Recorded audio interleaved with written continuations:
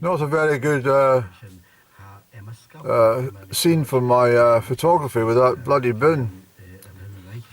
I'm going to get on to Perth and Ross Council and tell them to start moving their bins out the bloody way. Everywhere I stop I can't get the proper photograph. I'm on the A85, it's Friday evening, it's well, it's 8:15, Andy.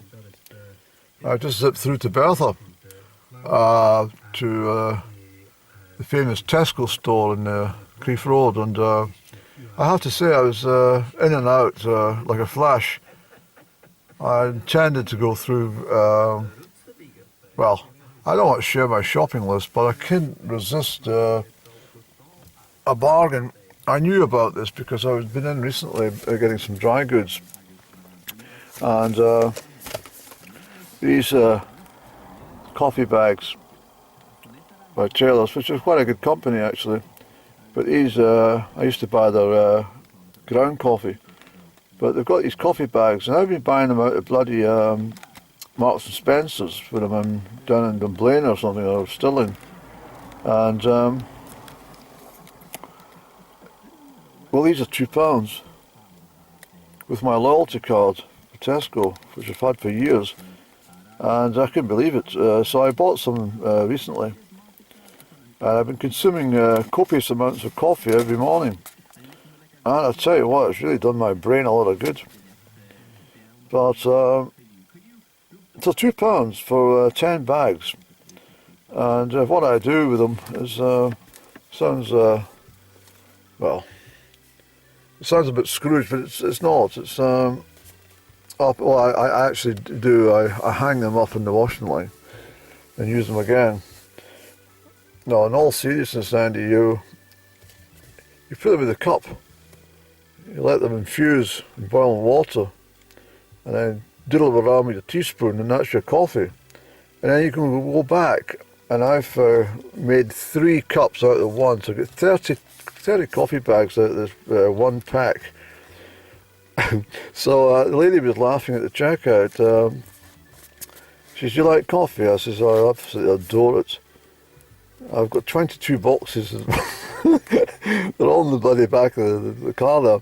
I've got 22 boxes. I've got number 6, which is the highest, obviously, highest strength. And I've got the number 5, 3 packs of number 5, and 1 pack of number 4. Number 4 is when I'm coming down off the coffee. You know, if I'm having jitters and bloody shaking and rattling and speaking too quickly and jumping around the sitting room, then I'll go and make myself a cup of number 4, and that should work out. But I have to say, oh, let me hear this music, it's lovely.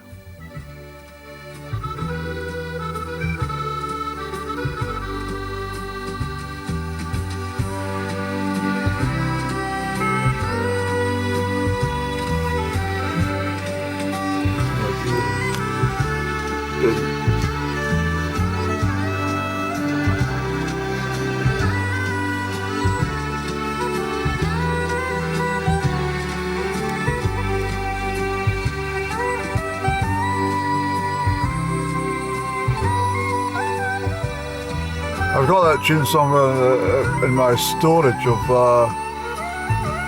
music that I love. I can't give you the name of it.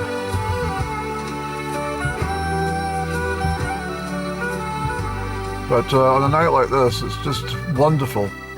I have to say, that's why I went through. I thought, we've got some Gaelic music playing from 7 o'clock, and I got a straight run through. But anyway, I better turn that down a bit. Oh, why should I?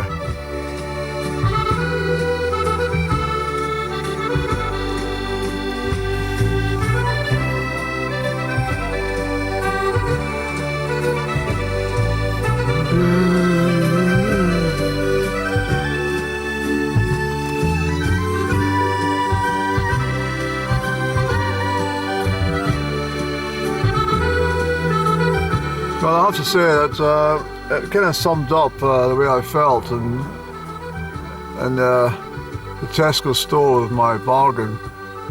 And just for something different, I put in some wine gums because I thought to myself, well, I better get some variety in the bloody basket. I did take the basket actually, because I knew I was going to stock up, and I had bloody loads of bloody stuff. I could hardly walk with the stuff. And she's absolutely amused at the checkout. But what I was going to say there was, if you don't bloody believe me, there's bloody loads of them. Where's that number? Let's reach in the back, get a lucky dip in the bag at the back, Annie. See what we've got in this one. Oh, it's more of the bloody stuff. Oh dear, Annie. What about this one here? Lucky dip. Well, that's the number 4 roast. That's the one that's rich Italian as well, so that's all right. But there was an abundance of magpies. I couldn't believe how many magpies I saw on the road tonight, and pheasant and crows and ravens and all sorts of birds. It was just beautiful, and the lambs and the trees are. Well, if you blink into spring, you're going to miss everything, aren't you?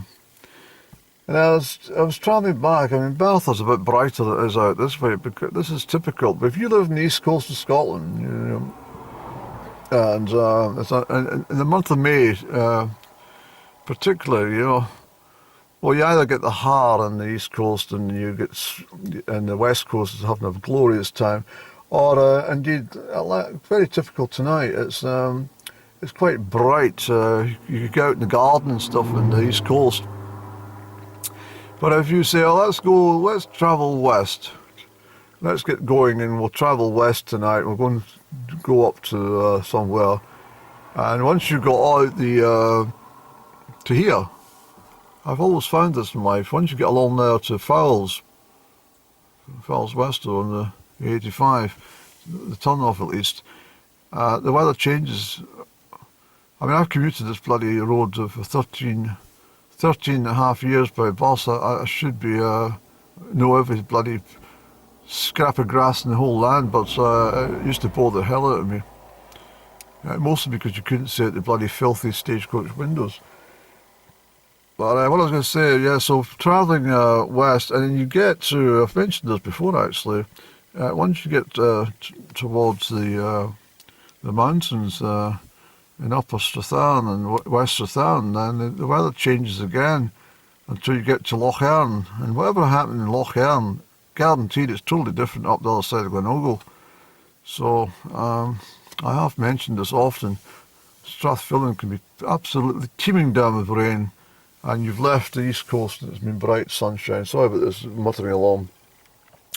But anyway, I had a fabulous trip through to Bertha, and I have to say it was the quicker you get into that place now, the better. That's how I'm feeling, quite lively and jovial, because it really is.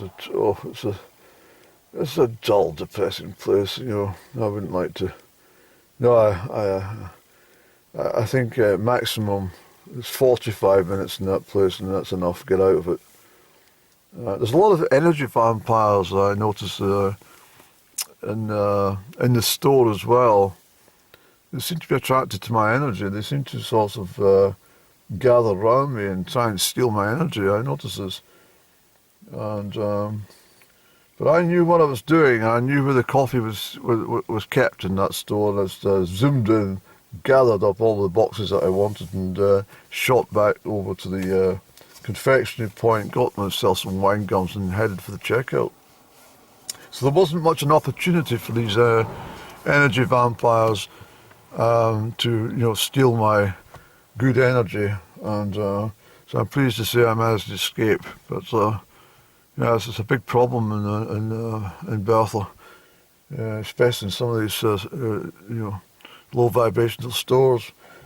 But so anyway, what we'll do, Annie, we'll get to the music. No, not so much that one. Sometimes I can go over the top, and but I like uplifting music. I have to say. So that was on at 8:20, Annie. But anyway, we better get this camera down. The people think we're bloody filming speeding motorists on the 85. The bloody bobbies were past already. In fact, I was just away to jump a red light there in Methven, they're doing some roadworks, and I thought the better of it. It would just be my bloody luck, and couldn't believe it. But just the second car hiding behind the light was the police sitting at the traffic lights themselves. When they came, it was the second car, so I thought they would have done something, I'm sure. And the poor chap that was sitting behind me, he probably would have followed through as well. So I'm sure. So I'll never take a chance, not with a red light. No. It was just it was not. I wasn't going to do it. It was just an option. I thought, well, I'll try and make that light before the amber to red. But no, it wasn't enough time. But then I got thinking about Methven as a breezing past. I mean, that's a bloody miserable place. I mean, I don't think, if you met somebody and said, where are you from? At Methven. Where? At Methven. Never bloody heard of it. Sounds like a miserable bastard place. It is. Yes. It's very miserable. I mean, there's nothing to do in Methven. It's a bloody... I hate it. It's been on my bus route twice a day for 13 years or more. And every time I pass through Methven, I hated it. But I will tell you one story about Methven. And this is when I was enjoying alcohol. I remember the night I was coming back from work, and I zipped into a Bertha hostelry, and I sipped on a few, waiting for a sort of bus that would come along. So I decided I would get the what time was it? 7 o'clock bus, I think it was. Knowing full well there's going to be a 9 o'clock bus coming behind it in a couple of hours, obviously. So anyway, I got to Methven, I dinged the bell, and the bus driver slowed at the bus stop and came to a halt. I said to the driver, because he knew me, and I was a regular passenger, you see, on the bus. I had a bloody monthly pass. It cost me a bloody fortune as well. But anyway, I says, listen, I just want to nip into the loo, would that be all right? I says, I'm sorry to trouble you. He says, yeah, of course, on you go, I'll wait for you. And so I went, and it was a pub called the Methven Arms. I don't know if it's still open or not, but I went into this pub called the Methven Arms. And I walked in, and the barman said to me, well, he had experiences of me previously, so he was a bit sort of tetchy with me. He says, what would you like? I says, oh, could you fill us a pint of lager, please? I'm just going to grab the loo. And came back, the pint was sitting there, and I started guzzling away at this pint. Paid for it, obviously. I was sitting in the bar stool. I said, I'll just pour me another one, will you? And just when he'd finished pouring and just a way to sort of put it down in front of me, the bus driver shouted, that is what I call take the bloody piss, Andy.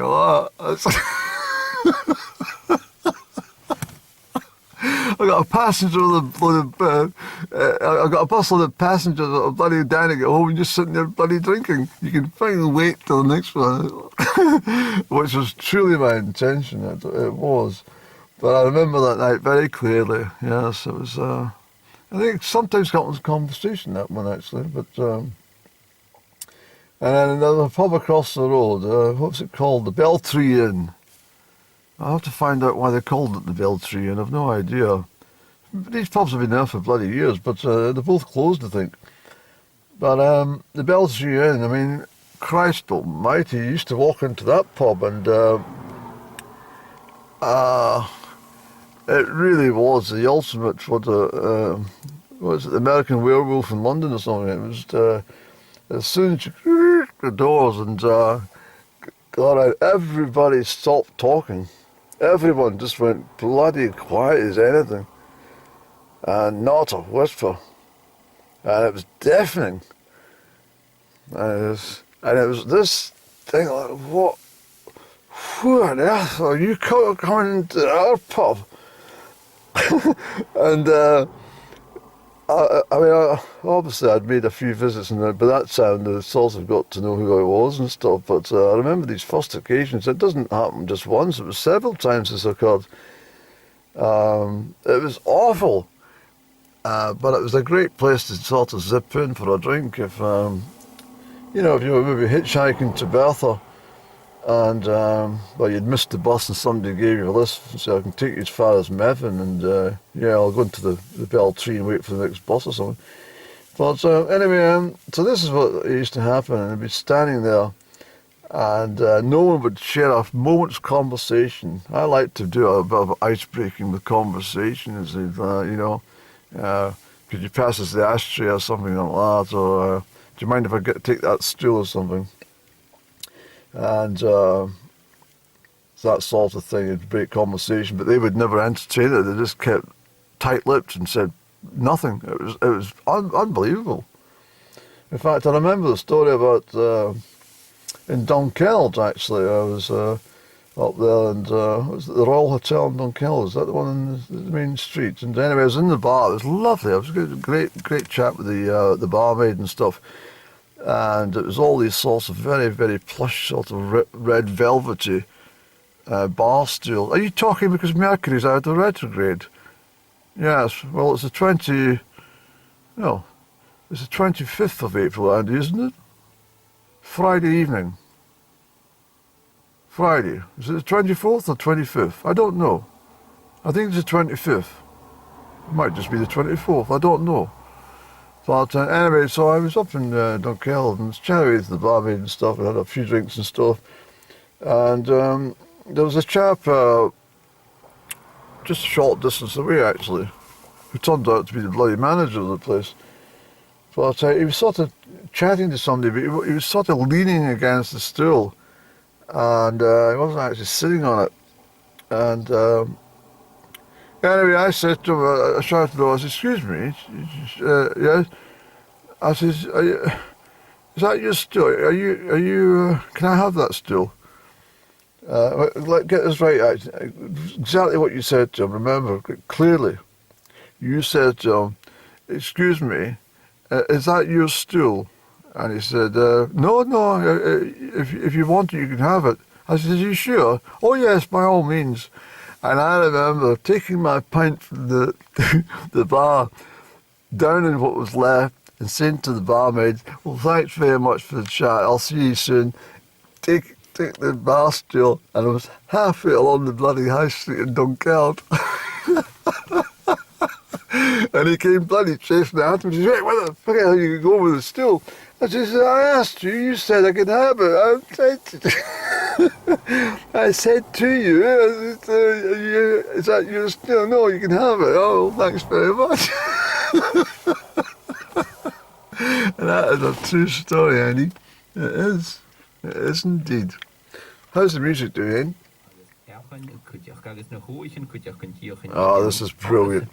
This is brilliant, Andy. Come on, we'll get back to village and get a cigarette on. Yes, come on, we'll drive to this.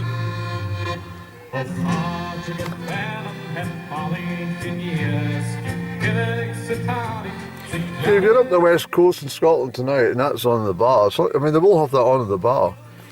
I mean, people would chat and jolly and all the rest of it, but bloody hell, it's so damn miserable. That's why I gave up drinking.